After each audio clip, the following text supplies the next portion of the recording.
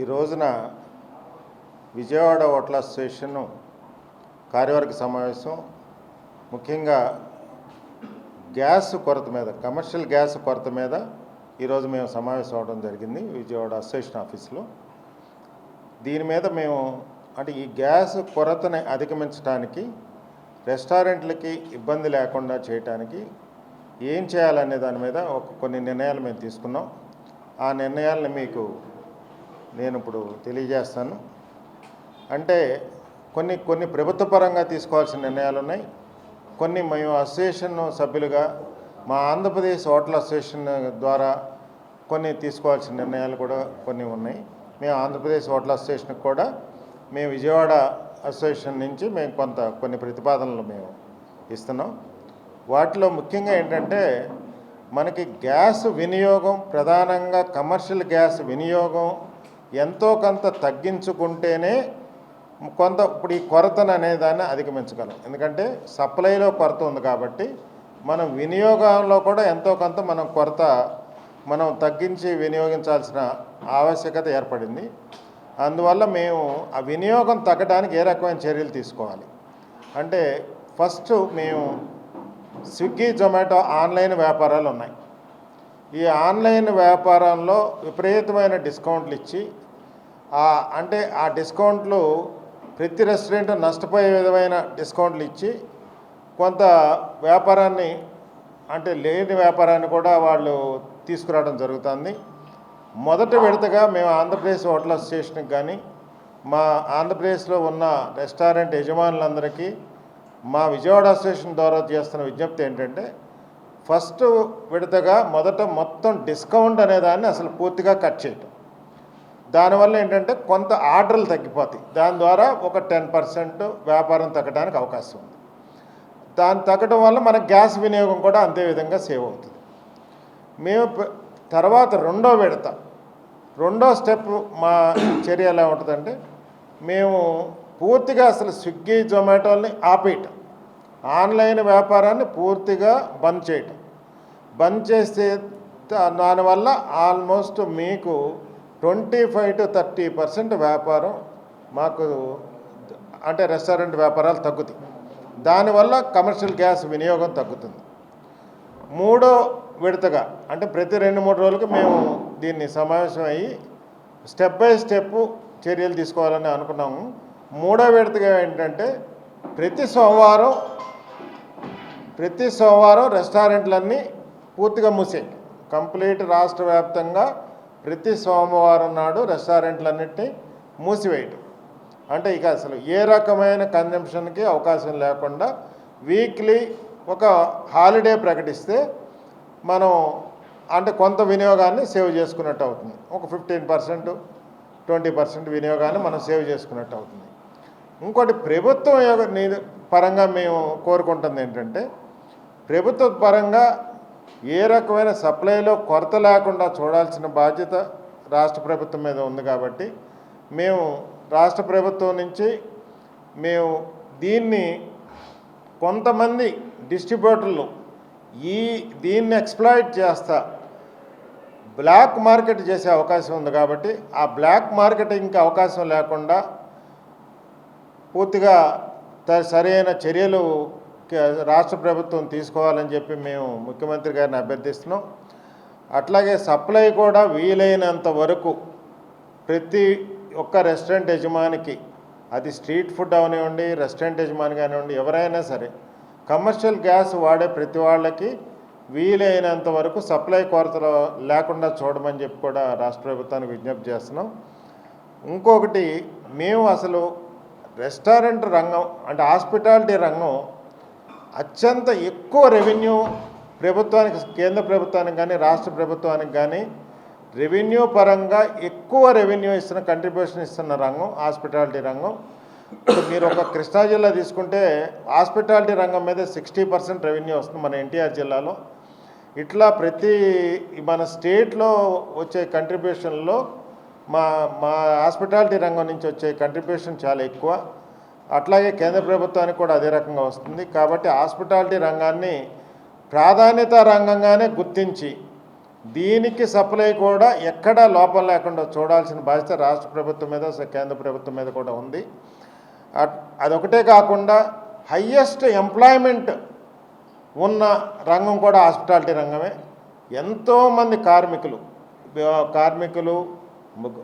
దీని మీద ఆధారపడి జీవిస్తున్న వాళ్ళు ఉన్నారు. వాళ్ళందరూ కూడా రోడ్డు మీద పడే పరిస్థితి ఉంది. కాబట్టి అది కూడా ఆ అంశాన్ని పూర్తిగా పరిగణించమని కోరుతున్నాం.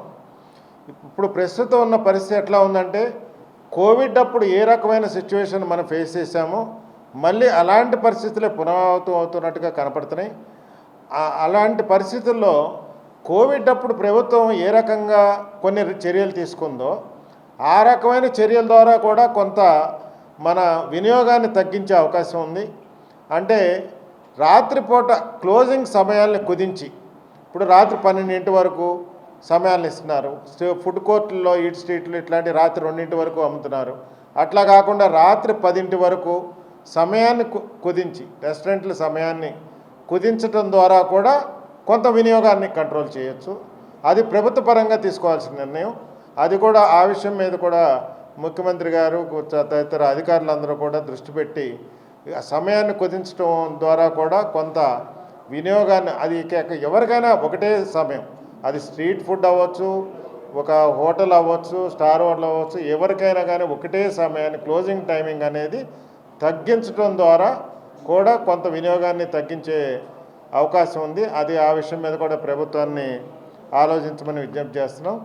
ఏ రకంగానైనా రాష్ట్ర ప్రభుత్వం వారికి ఉన్న పరపతిని ఉపయోగించి మాకు గ్యాస్ సరఫరా ఎక్కడ ఇబ్బంది లేకుండా చూడవలసిందిగా విజయవాడ హోటల్ అసోసియేషన్ తరఫున మరియు ముఖ్యంగా ఆంధ్రప్రదేశ్ హోటల్స్ అసోసియేషన్ తరఫున ముఖ్యమంత్రి గారికి, గౌరవ సివిల్ సప్లైస్ మంత్రి గారికి, దానికి సంబంధించిన అధికారులందరికీ కూడా మేము విజ్ఞప్తి చేస్తున్నాం. తర్వాత Andhra Pradesh state star hotels association president Swami గారు మాట్లాడతారు. నా పేరు రమణ అండి, విజయవాడ హోటల్ అసోసియేషన్ ప్రెసిడెంట్. నేను ఆంధ్రప్రదేశ్ మొత్తం తీసుకోమని చెప్పి మేము ఆంధ్రప్రదేశ్ హోటల్ అసోసియేషన్ వాళ్ళని రేపు కోరుతామండి. అది మొత్తం అది కూడా ఆంధ్రప్రదేశ్ హోటల్ అసోసియేషన్ రేపు ఫైనల్ డెసిషన్ తీసుకుంటాం దీని మీద. అది ఇంకా అంటే మేము ఇప్పుడు ఆ ప్రపోజల్ని విజయవాడ అసోసియేషన్ ప్రపోజల్ వాళ్ళకి పంపించింది. తర్వాత ఇప్పుడు రేపు ఆంధ్రప్రదేశ్ హోటల్ అసోసియేషన్ తరఫున సమావేశం జరిగి వాళ్ళు రాష్ట్ర వ్యాప్తంగా అమలు చేయడానికి నిర్ణయం తీసుకుంటారు. ఓకే.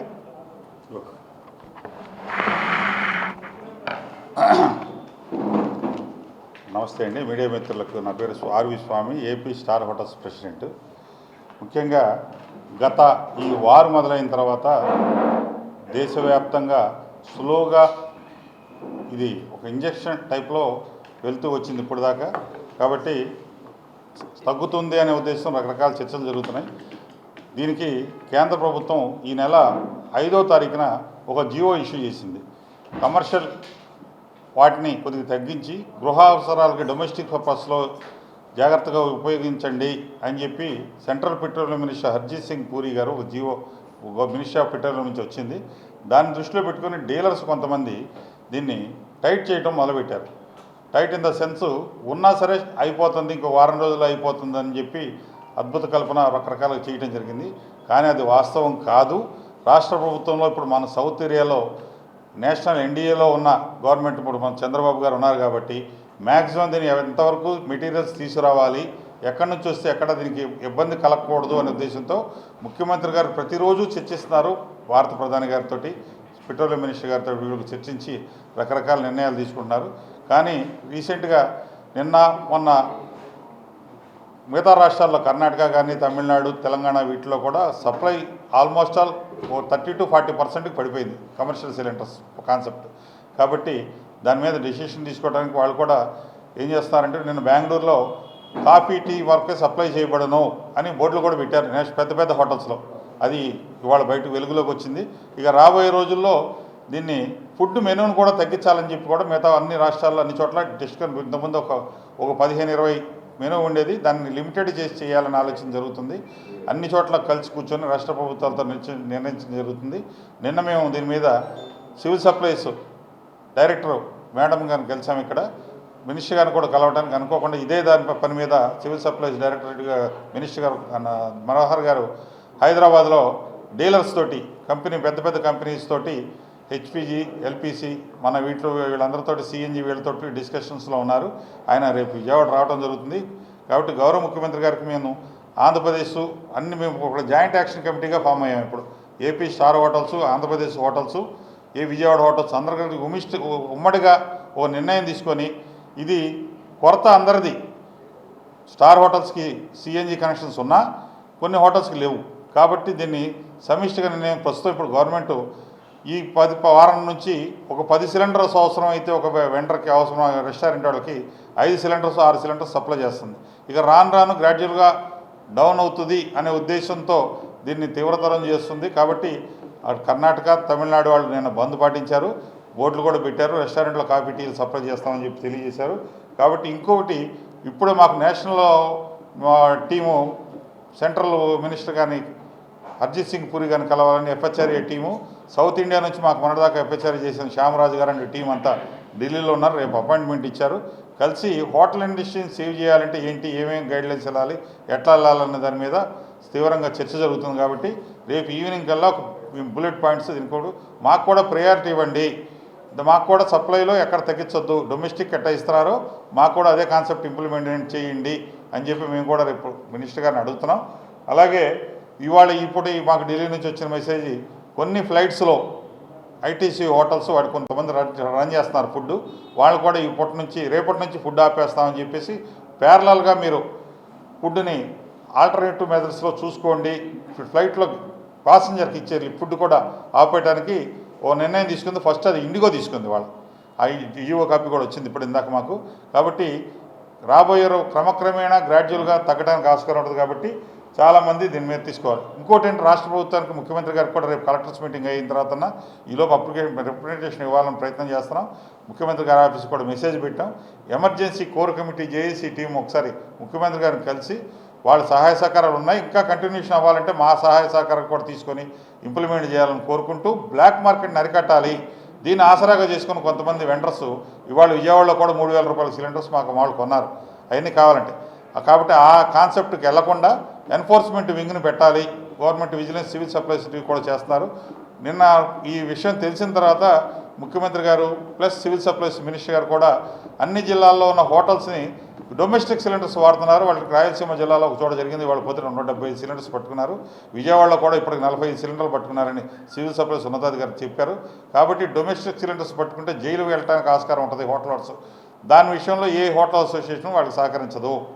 100% అలాంటి రాంగ్ డైరెక్షన్లో వెళ్ళటానికి మేము కూడా కంట్రోల్లో సిస్టంగా పద్ధతిగా వెళ్తున్నాం. కాబట్టి దాని ప్రాసెస్లో మనం చేయాలని చెప్పుకుంటూ సుమారు లక్షలాది కుటుంబాలు రోడ్డు మీద పడతాయని చెప్పి మేము రేపు పొద్దున సెంట్రల్ మినిస్టర్కి వచ్చి ఇవ్వబోయే రిప్రజెంటేషన్లో కూడా ఒక్కొక్క ఇండస్ట్రీ కొన్ని ఆంధ్రప్రదేశ్లో ఇవాళ మాకు నేషనల్ ప్రెసిడెంట్ చెప్పాడు, సుమారుగా పర్ డే రెస్టారెంట్స్ వీటన్నిటి మీద 1,200 కోట్ల నుంచి 1,300 కోట్ల వరకు బిజినెస్ జరుగుతుందని చెప్పేసి నేషనల్ ఎఫ్హెచ్ఆర్ఏ ప్రెసిడెంట్ ఢిల్లీలో వాళ్ళ ప్రెస్ మీట్లో అనౌన్స్ చేయడం జరిగింది. కాబట్టి రకరకాలుగా ఉంది ఇండస్ట్రీ మొత్తం. ఇప్పుడు మంచి మ్యారేజ్ సీజన్, ఇప్పుడు మంచి అబ్నార్మల్గా సమ్మర్ స్టార్ట్ అయింది.